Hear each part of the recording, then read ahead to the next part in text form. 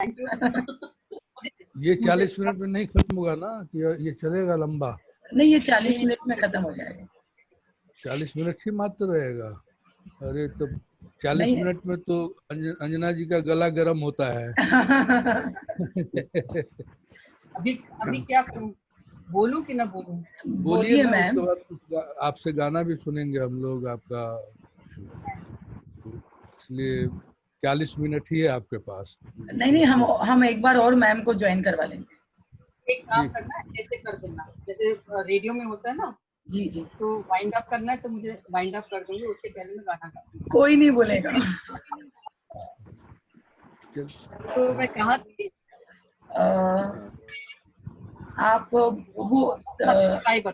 जी जी, fibre वाला। जिस भी आकार का हो, जितना भी बड़ा हो, उसकी तो चाटी है, अगर वो उसकी है, फाइबर की है, कोई आवाज में कोई फर्क थोड़ी पड़ेगा, कोई फर्क नहीं पड़ेगा, क्योंकि वो आवाज खत्म हो गई है। ये उस तरह से है कि आप हर चीज को एक स्लॉट में डाल देते हैं। बंसी जी अभी यहाँ से बोल कर गएंगे, फाइबर वैसा है जैसे नेशनलाइजेशन हो गया हर चीज का। तो वो खुद कहेंगे जब वो कहेंगे।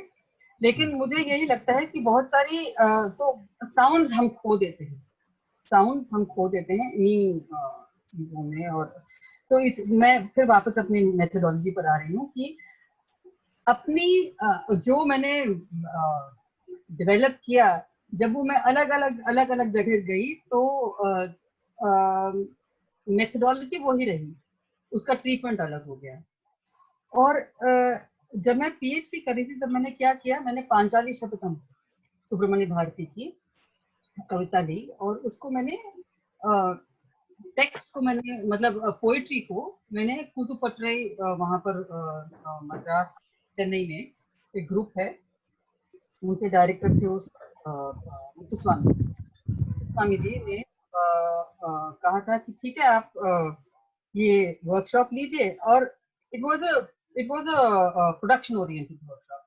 तो मेथोडोलॉजी के, मुझे तमिल नहीं आती, तो हमने क्या किया कि मैंने भी अपने हिसाब से तमिल बोली, उन्होंने अपने हिसाब से गायन किया, लेकिन कहीं ना कहीं वो सब मिल गया, ठीक ठाक से मिल गया। और उसके बाद मैंने क्या सोचा कि क्यों ना उसी कविता को हम एक स्क्रिप्ट में बदल देते हैं। तो एक्टर से ही मैंने उनके साथ बैठकर उस पूरे जो हम लोगों ने हिस्सा लिया था उसका हमने स्क्रिप्टिंग करी। तो सूत्रधार भी था, बोली भी थी, बोलना भी था, गायन भी था, मूवमेंट था, तो और नो इंस्ट्रूमेंट्स एक्सेप्ट पखावज थी बस, क्या मृदंगम, बस बाकी कुछ नहीं। और वो भी वो बजाता था जो दुर्योधन बनता था, और मतलब he was part of the group। वहां से फिर मैंने क्या किया, सुब्रमण्य भारती की कविता का आनंदी रामनाथन ने हिंदी में अनुवाद किया। तो उस हिंदी अनुवाद को मैं भोपाल ले गई, एक वहाँ वर्कशॉप हुई थी, और हम लोग के 3 ग्रुप्स बने थे, और तीनों ने अलग अलग क्या कहते हैं, अलग अलग नाटक किए। और मैंने ये सुब्रमण्यम भारती वाला जो हिंदी वाला वर्जन था वो मैंने रिकम्पोज किया, और सिर्फ पोएट्री को कंपोज करके उसी मेथोडोलॉजी के तहत उसको फिर से किया, रीडिजाइन किया। फिर उसको मैंने फिर से क्या कहते हैं उसको स्क्रिप्ट में बदल दिया, और उस पूरे क्या कहते हैं उसको एक नाटक बना, पांचाली की शपथ। तो मैं मंडी ले गई हिमाचल में। तो क्या हुआ कि चेन्नई से भोपाल से मंडी वो मेथोडोलॉजी साथ साथ चलती रही। पोइट्री भी वही थी, सिर्फ भाषाएं अलग थी, रीजन्स अलग थे। लेकिन वो बहुत इंटरेस्टिंग रहा, क्योंकि कहीं ना कहीं एक नाटक की जर्नी थी अलग अलग भाषाओं में एक ही कविता की, वो किस तरह से वो बदली, और हर इलाके में वो किस तरह से म्यूजिक बदला, वो मेरे लिए मुझे बहुत इंटरेस्टिंग लगा और अच्छा एक्सपीरियंस था। और क्या, अच्छा, फिर म्यूजिक में, शास्त्रीय संगीत में बहुत शैलियां हैं, अलग अलग शैलियां, चाहे वो ख्याल हो, ठुमरी हो, टप्पा हो, दादरा हो। तो पहले क्या होता था, मैं जब क्लासिकल म्यूजिक से थिएटर में आई तो मेरे लिए राग इम्पोर्टेंट होता था, मुझे लगता था कि राग में इसको कंपोज करना चाहिए। तो चूंकि रागदारी थी, समझ में आती थी बात, और इसलिए कि एक एक क्या कहते हैं उसको, परिचित स्थान, मतलब एरिया है, आप एक्सपेरिमेंट कर सकते हैं, लेकिन हिम्मत नहीं होती थी कि हम एक चीज को तोड़ें उस तरह से।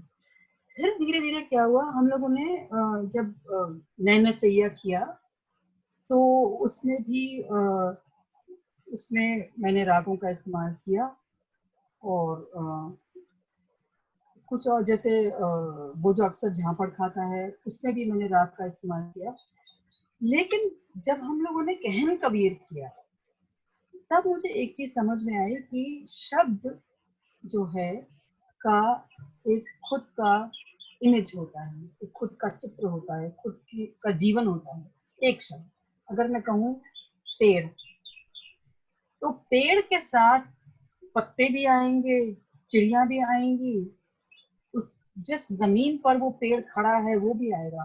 तो पेड़ इकलौता एक 2 अक्षर का, 1.5 अक्षर का शब्द है, 2.5 अक्षर का, लेकिन अम, अ, अ, उसका चित्र बहुत बड़ा होता है, चित्र बहुत बड़ा होता है, जो क्या कहते हैं उसको, बिंब विधान, इमेजरी जो एक बनता है, एक पूरा चित्र बनता है, वो इम्पोर्टेंट है। जैसे उस दिन मैं कह रही थी कि हिंडोलना, हिंडोलना हवा में तो नहीं होता है ना, हिंडोलना जो है या तो पेड़ से लटकता है या किसी बीम से, बार से लटकता है, तो उसमें मूवमेंट होता है, वो स्थिर नहीं होता है।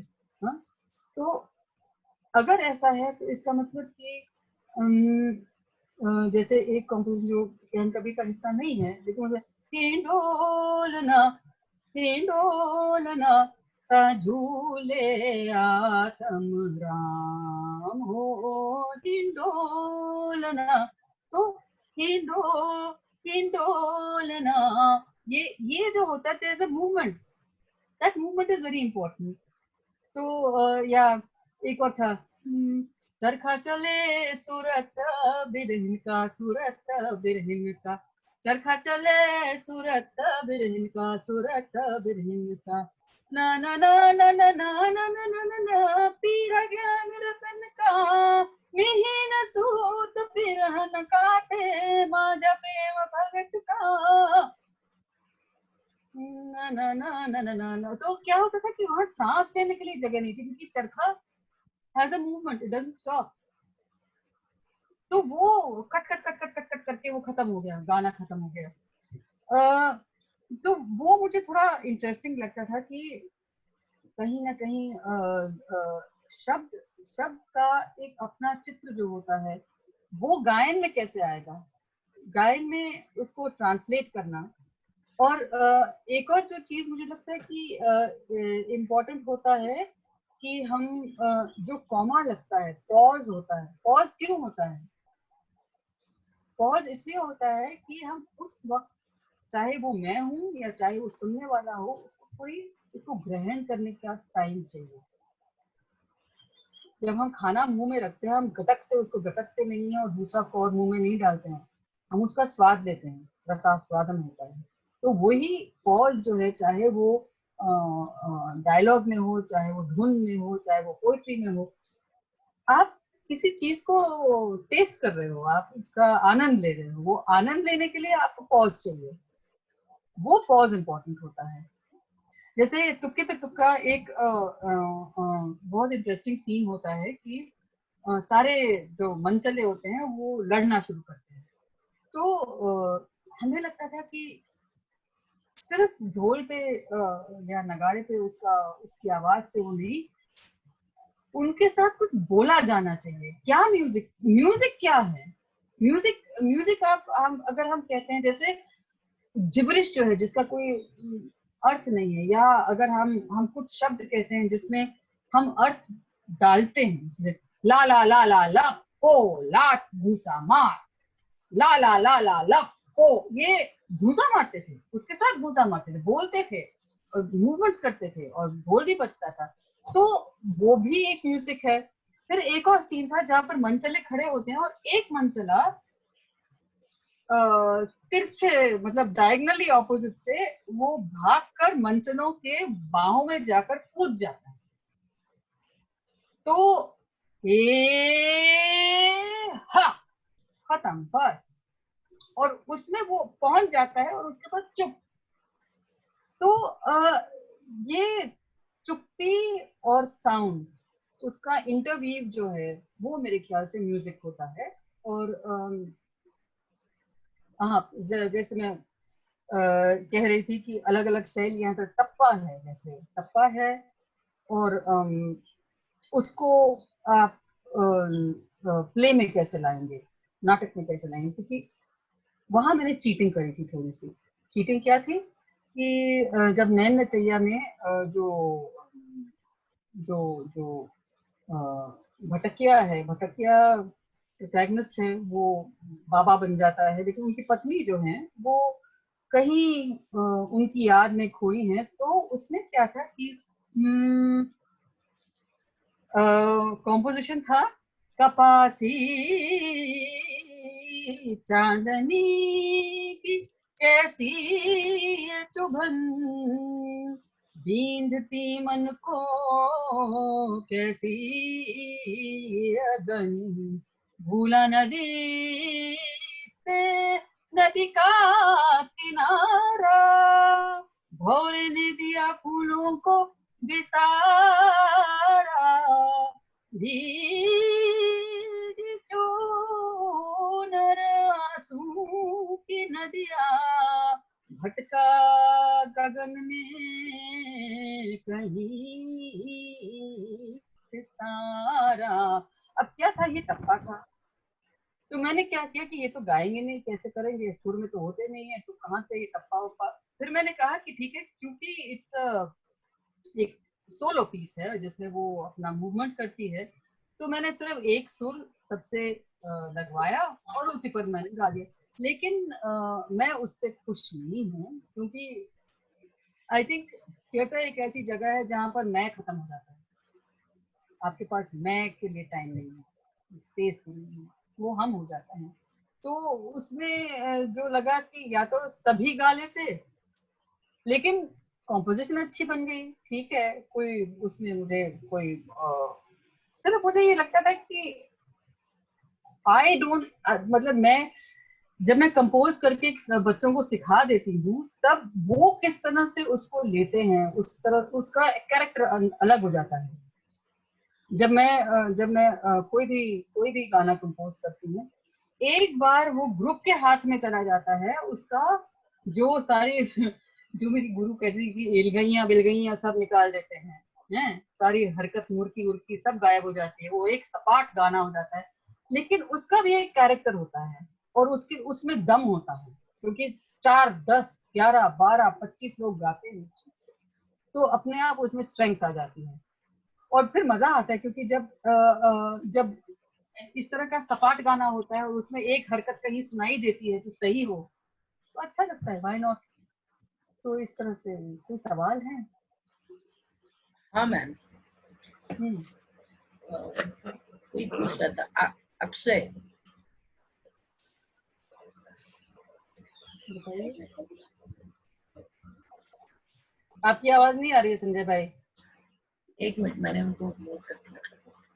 ओरिजिनल जो टप्पा है जो आप गाती हैं, थोड़ा वो सुनना चाहेंगे, सुनाई दी आवाज?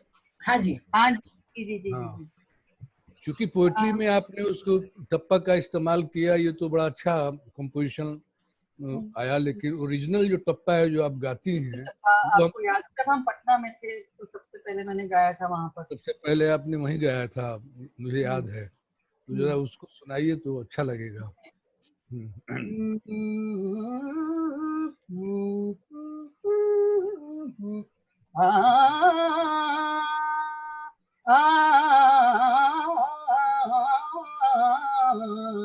टप्पा क्यों बोला जाता है? क्योंकि कहीं भी वो रुकता, मतलब जैसे गेंद टप्पा लेती है ना, टपकती है, टप टप टप टप टप टप, वो कहीं जब तक उसका क्या कहते हैं उसको, उसका मोशन खत्म नहीं हो जाता है या किसी चीज से टकराता नहीं है तब तक वो रुकता नहीं है। और टप्पा इसी पर कहते हैं, एक जमाना था कि जब अफगानिस्तान के पहाड़ियों पर जो जो भी जानवर जाते थे तो उसका कहीं वो, पता नहीं मुझे, है कहते मानते हैं उस बात को, लेकिन वो ग्वालियर पहुंची तो ग्वालियर में टप्पा बहुत मशहूर है। लेकिन ये जो टप्पा था ये एक कुंदनलाल बूथ हुआ करते थे जो पंजाब के थे, और उनको मतलब कितने ही टप्पे याद थे। वहाँ वो सुलोचना जी के यहाँ आते थे और उन्होंने गाया और सुलोचना जी ने लिया उनसे। बहुत बहुत सुंदर ये एक है। सुनाइए सुनाइए।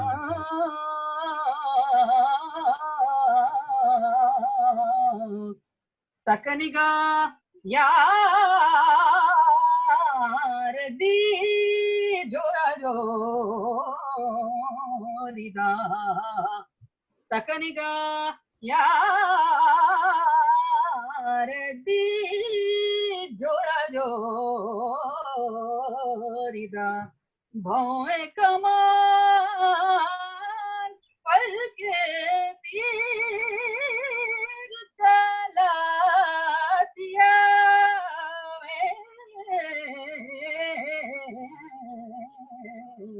तकनिगा यार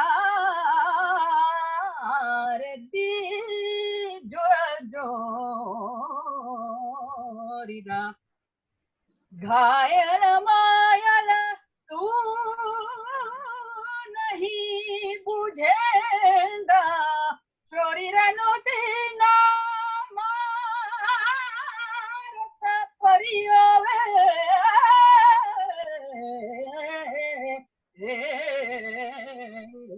तकनिका यार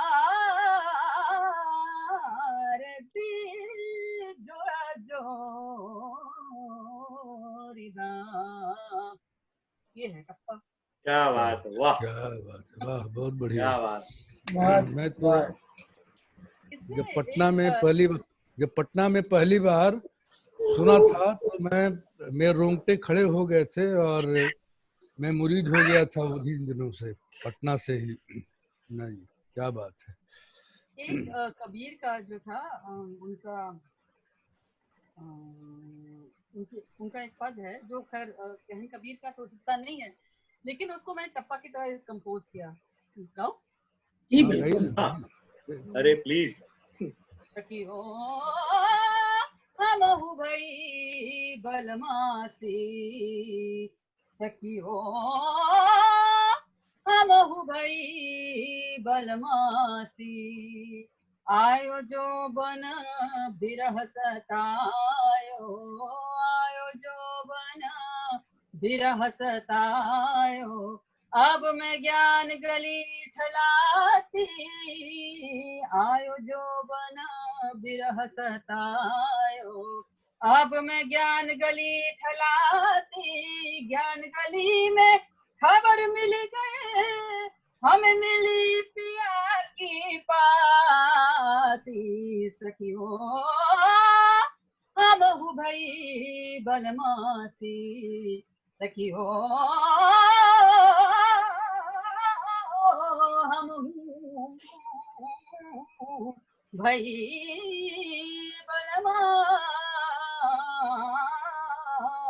बलमासी, सखियो हमहु भई बलमासी, वापाती में अगम संदेशा, वापाती में अगम संदेशा, हमें अब मैं मरण को ना डराती, वापती में अगम संदेशा। अब मैं मरण को ना डराती, क्या कबीर सुनो भाई प्यारे, वर पाए अविनाशी सखियों, हम हूँ भई बलमा। क्या बात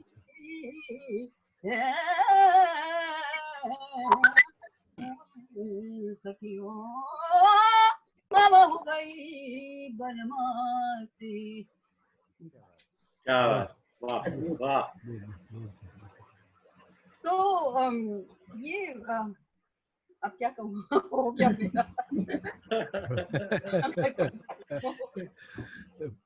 किसी को कुछ पूछना है तो नहीं हाँ, नहीं लोग पूछेंगे, सोच रहे हैं क्या पूछें। मैम, मुर्गी क्या होता है? मुरकना समझती हो? मोच खाई हो कभी? हाँ। तो कहते हैं ना कि पाँव मुरक गया, तो क्या होता है उसमें? लचक सी हो जाती है। लचक ना, पूरा शरीर यूं हो जाता है। तो आ आ आ आ आ आ, ये है मुरक, मुरकना, मुरक जाना। आ थैंक यू। कोई ऐसा इतने सारे नाटक में आपने संगीत दिए, कोई ऐसा जिसमें राग रागनियां ना हो, या बिल्कुल लोक शैली पे, पर्टिकुलर किसी भी लोक शैली पे आधारित हो, ऐसा कोई कंपोजिशन आपने किया? वो संजय भाई, ऐसा मुझे जो लगता है ना कि मैंने किसी फोक शैली पर नहीं किया, लेकिन मेरी गुरु बहुत अच्छा एक वो एग्जाम्पल देती थी। एक जो जो बिल्कुल क्या कहते हैं, डस्टिक, जो गांव का जो औरत है, वो गा रही थी कहीं, बबूर तर सोय रही निंदिया के मारे, बबूर तर सोय रही निंदिया के मारे। ये जब आप क्लासिकल में ले जाते तो क्या होते, बबूर तर सोय रही निंदिया के मारे, बबूर तरे सोय रही निंदिया के मारे। तो वो एक फाइन, आप फाइन बना देते हो हर चीज को। जो मेरे ख्याल से जितने आपके कजरी, दादरा वगैरह चलती है, तो फोक है ना, उसको हमने वो क्लासिकल म्यूजिक का हिस्सा बना। भाई मुझे बताइए, जो जितनी धुनें हैं पूरे हिंदुस्तान भर में, वो धुनें हैं। इसका मतलब ये नहीं है कि राग पहले आया, जो धुन प्रचलित है उनको रागों में बांधा गया है। हो सकता है कि कहीं एक जगह ऐसी हो जहां पर एक तरह की धुन प्रचलित हो, जैसे जौनपुरी कहते हैं। जौनपुरी क्यों कहते हैं, भोपाली क्यों कहते हैं, तो कुछ तो होगा, मुझे नहीं मालूम क्या है, लेकिन स्थान के उससे कहीं ना कहीं सुरों का रहा होगा। तो इसलिए मैं फोक फोक जैसे ये आपका जिंदगी और जोंक में कौन ठगवा नगरिया लूटल हो, कौन ठगवा नगरिया लूटल हो, चंदन काठ के बनल खटोलना, चंदन काठ के बनल खटोलना, पर दुलहिन सूतल हो जी लूटल हो, वो कौन ठगवा नगरिया लूटल हो। उठोरी सखी मोरी मांग सवारो, उठोरी सखी मोरी मांग सवारो दुल्हा मो से रूठल हो जी, आय जमराज पलंग चढ़ी बैठे, आय जमराज पलंग चढ़ी बैठे, नैनन सुआ टूटल हो जी, लूटल हो कौन ठगवा नगरिया लूट। ये उस तरह का है कि ये आप प्योर राग राग से नहीं, राग है, मैं नहीं मानती हूँ राग है, लेकिन मैंने राग की दृष्टि से इसको कंपोज नहीं किया। वो कबीर वैसे भी उसमें स्पेस का इतना खेल है, उनके जितने भी पद हैं बहुत। एक उनका ये है जैसे अवधू ना, मैं क्या अग्नि जरे के कारण ये वाला गा, ये पिया जागी कैसे, पिया वो बहुत ही कमाल का है। वो पिया भी मोरी जागे मैं कैसे रोई रे। पिया मेरा जागे मैं कैसे सोई री, पिया मेरा जागे मैं कैसे सोई री, पांच सखी मेरे संग की सहेली, पांच सखी मेरे संग की सहेली, उन रंग रंगी पिया रंग ना मिली री, उन रंग रंगी पिया रंग ना मिली री, पिया मेरा जागे मैं कैसे सोई री, पिया मेरा जागे मैं कैसे सोई री, पिया मेरा जागे मैं कैसे सोई री। क्या बात है। सास सयानी ननद देवरानी री, सास सयानी ननद देवरानी री, उन डर डरी पिया सार न जानी री,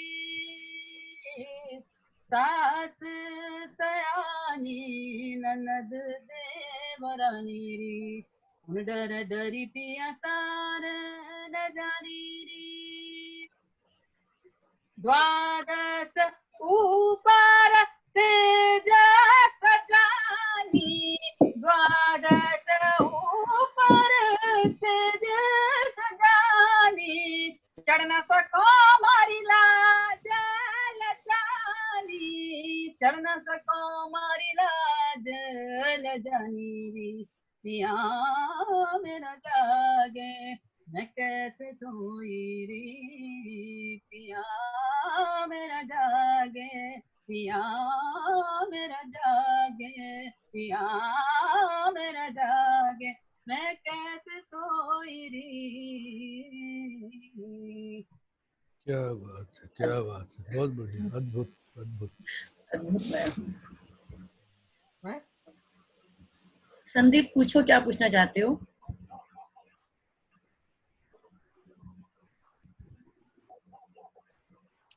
जी नमस्ते मैम। जी नमस्ते। मैम मेरा नाम संदीप है। मैम मैं ये पूछना चाह रहा हूँ कि जब एक पोइट्री में से स्क्रिप्ट की जो रचना करते हैं मैम, उसकी प्रोसेस क्या रहती फिर से पूछिए। फिर से पूछिए। मैम मैं ये पूछना चाह रहा हूँ पोइट्री में से, हेलो, जब हाँ एक स्क्रिप्ट की मैम जब रचना करते हैं तो मैम उसमें प्रोसेस क्या रहती है? क्योंकि मैम पोइट्री छोटे शब्दों में रहती है तो मैम स्क्रिप्ट बड़े शब्दों में रहेगी। मैं इसका जवाब नहीं दे पाऊंगी, कल का इंतजार कीजिएगा, आपको आ जाएगा। सॉरी। अच्छा संदीप, तुम ये पूछना चाहते हो कि कविता का मंचन करते समय किन बातों का ध्यान रखना चाहिए? नहीं मैम ने बताया था, मैं इससे पहले जब बात हो रही थी तब मैम बता रही थी कि उस पोइट्री में से मैम ने स्क्रिप्ट की रचना की थी। ओहो, ऐसे बोलो ना। ठीक है। Subramaniam Bharati. Okay okay okay okay. जैसे कि कि भाई उसका उसका रूपांतरण हुआ, सीधी बात है कि क्योंकि हम महाभारत के बारे में हैं, तो महाभारत जो जो पोएट्री थी सुब्रमण्य भारती की, वो जो कविताएं हैं वो उस स्क्रिप्ट का हिस्सा बन गई। और उन कौन कौन से क्या कहते हैं उसको, सीन्स में, मतलब एपिसोड्स क्या थे, किन एपिसोड्स का इस्तेमाल हुआ, उसके इर्द गिर्द फिर स्क्रिप्ट बनी, सूत्रधार मिले, सूत्रधारों ने कथा बताई। भाई 2 सीनों को आप कैसे जोड़ोगे? तो जो पोइट्री है वो गायन का रूप ले गई, राइट? और समझ में आई बात? तो फिर हाँ जी उसमें मैम। वो अपने आप जो है वो अपने आप वो उसका वो चौड़ा हो जाता है। जो एक चीज आपको लगती है कि बहुत छोटी है या बहुत संकीर्ण है, वो एकदम से वो बढ़ जाता है। उसका रेफरेंस दे दिया करो भाई, मैं बड़ी डर जाती हूँ। दीदी एक आपने गाना थैंक यू मैम। टंटिया मामा में किया था।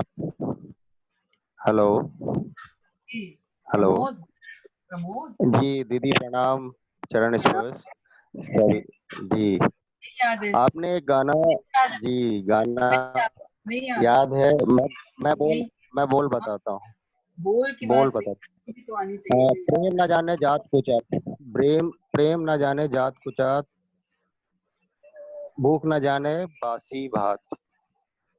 आपने करवाया था, मुझे याद है, और मैं बहुत बेसुरा था, बड़ी मुश्किल से सुर में ले आई थी आप। मुझे याद नहीं, मुझे बस बोल याद थे, तो मैंने कहा कि शायद कुछ जी। नहीं, आप खुद गाइए जरा, हम लोगों को भी पता चले कि क्या सिखाया था मैडम ने। अभी मुश्किल है क्योंकि कभी सुर तो रहा नहीं। दो लाइन डर नहीं, गाइए। मार तो सकती नहीं। वैसे भी हम लोग फिजिकल डिस्टेंस पे हैं। जी जी। तो प्रेम न जाने जात के साथ, भूख न जाने बासी भात, नींद न जाने टूटी खाट, ये कुछ लाइनें थी जो मुझे याद थी अभी तक। तो वही गुनगुनाइए दीदी जरा। मुझे नहीं याद है भैया।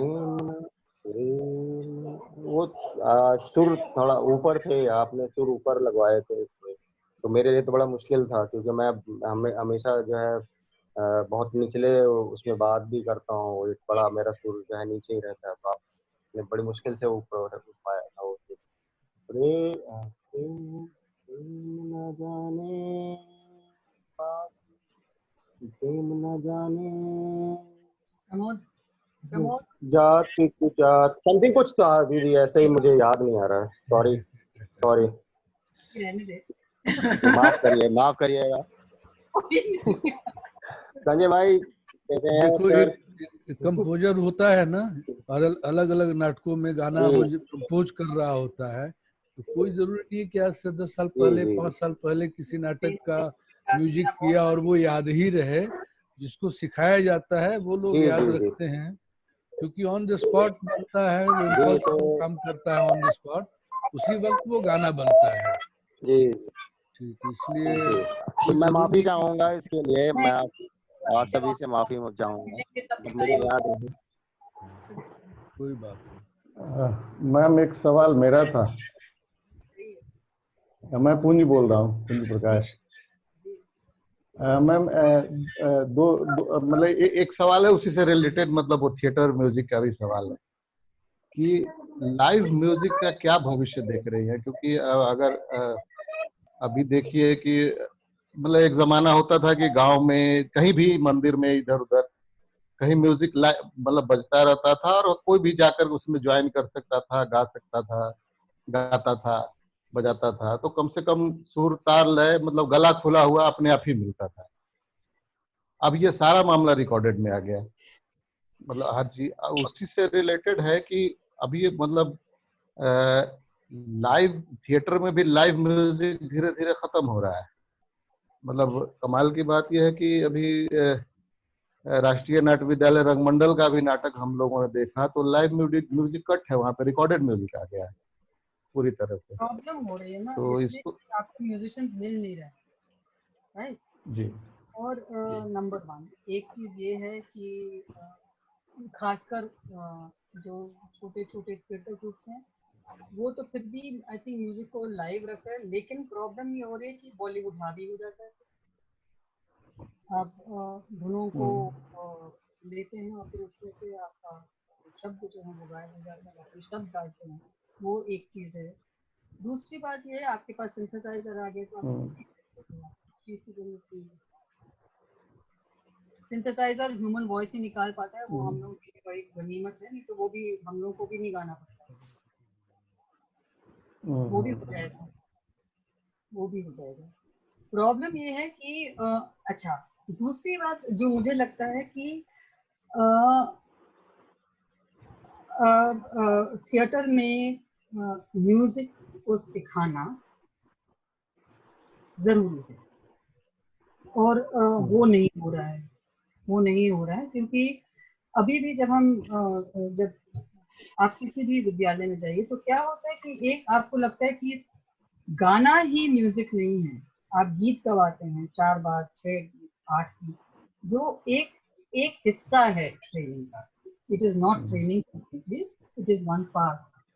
लेकिन धुन को एनालाइज करना ये तभी हो सकता है जब जो ट्रेन टीचर्स हों जो वो करें, तो नहीं हो पाता है, अफोर्डेबिलिटी नहीं है, अफोर्ड भी नहीं हो पाता है, तो फिर आप कहाँ से करोगे, कैसे करोगे उसको?